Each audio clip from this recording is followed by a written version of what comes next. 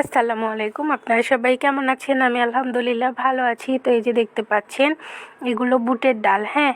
তো এই ডালটা দিয়ে আজকে আমি রান্না করব মজাদার একটা ডাল ভুনা।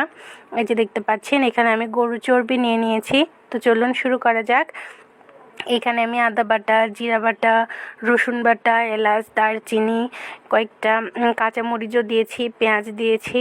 তো এখানে এর মধ্যে এখন আমি এই গরুর চর্বিগুলো দিয়ে দিচ্ছি। এই ডালটা কিন্তু খেতে অনেক মজা লাগে, হ্যাঁ, একদম ভুনা ভুনা করব, মজা লাগবে খেতে।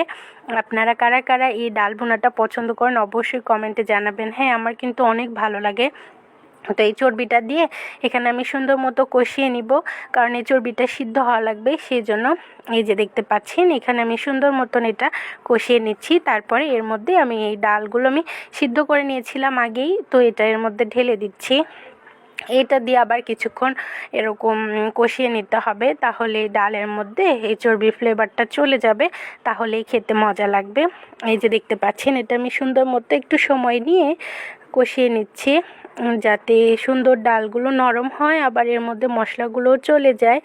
তো এই যে দেখতে পাচ্ছেন আমার ডালটা কিন্তু মোটামুটি ভুনা ভুনা হয়ে এসেছে, কষানো হচ্ছে আর কি। এর মধ্যে একটু পানি দিতে হবে যাতে মশলাগুলো ঘন হয়ে আসে, সেই জন্য।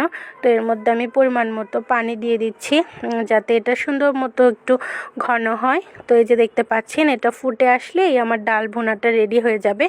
এই যে দেখতে পাচ্ছেন আমার ডাল ভুনার ফাইনাল লুক, এই যে দেখতে এমন হয়েছে। সুন্দর লাগছে, তাই না? তো আমার ভিডিওটা ভালো লাগলে অবশ্যই লাইক, কমেন্ট অ্যান্ড শেয়ার করে দিবেন। ধন্যবাদ।